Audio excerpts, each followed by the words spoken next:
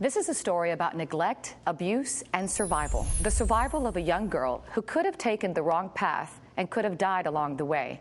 But through the help of an amazing organization and her determination, she came out on top. This morning, we have with us Victoria Lofters and Kirk Brown, Director of Programs for HANDY, which stands for Helping Abused, Neglected, Disadvantaged Youth. Good morning. Hello. Thank you so much for being here. Thank you. And to you, Mr. Brown. Mr. Brown, let me start with you first. Tell me about HANDY. What exactly is it?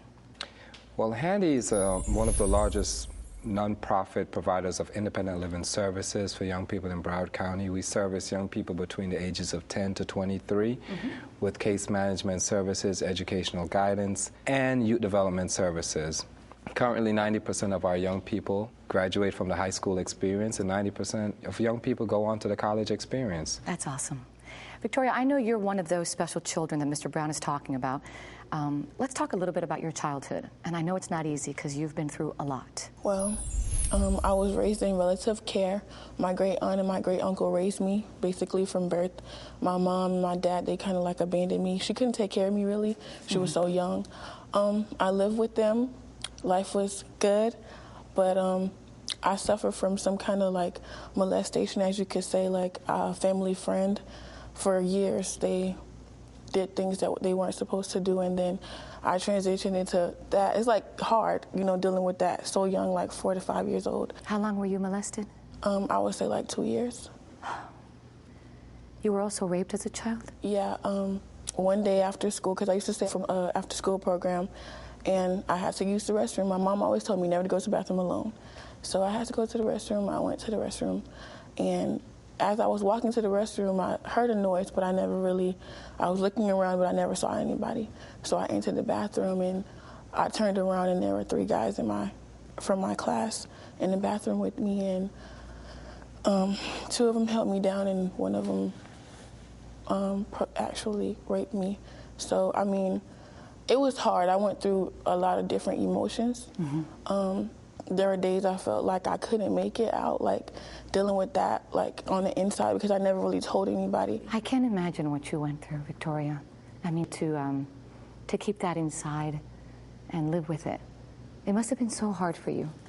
Exactly, it was, because like you go from dealing with the molestation and then to the rape, and it's like you always wonder, is it something about me or something that I did to make these people do this to me? But I mean, it was just really hard growing up as a kid and then not really being able to tell anybody about it. And I know you wanted a better life for you.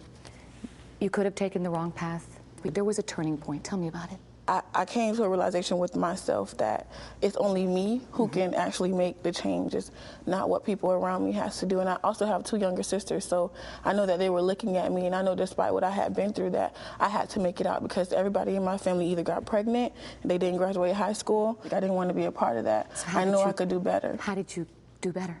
I started to focus in school. My grades went up, my GPA went up, and then I was a senior in high school. And I knew I wanted to go to college because nobody in my family ever went to college and actually graduated high school. So my high school birth advisor told me about this program named HANDY, and she was like, it fits you to the T. So she made a phone call, and she called the educational coordinator at HANDY, named Ms. Deborah Ginsburg. And I talked to her. She was like, I want you to come. The next day I went to HANDY, and it was like, whoa. Wow. It was like, oh my God, because I've seen so many kids, and they had been through exactly what I had been through. Same thing you did. Mr. Brown, what did HANDY do for Victoria? Well, Victoria walked in, and most of our young people usually remember the first day because it is really like, whoa.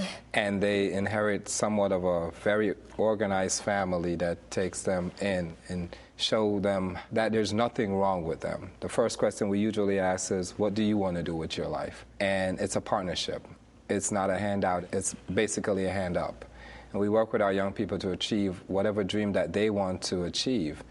And Victoria was given an educational coordinator and a life coach to help her along the way navigate the college experience all along the way. Victoria is currently a recipient of the HANDY Scholarship. She currently attends Broward College, and, you know, you want to tell them your GPA, or, you know, she has a pretty good GPA. My GPA is a 3.8. Oh, you go. So she has a really good GPA, and we provide educational guidance along the way, but we also have those moments where we sit down and we talk about life and how we could navigate life itself, because we're basically somewhat of an unbiased giver of hope and sustainability for young people that have been through some devastating times. Victoria, you're such an inspiration. To come here and tell me your story is unbelievable.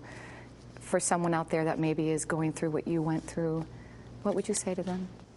I would actually let them know that the fight is never over, but you only lose the battle when you stop fighting.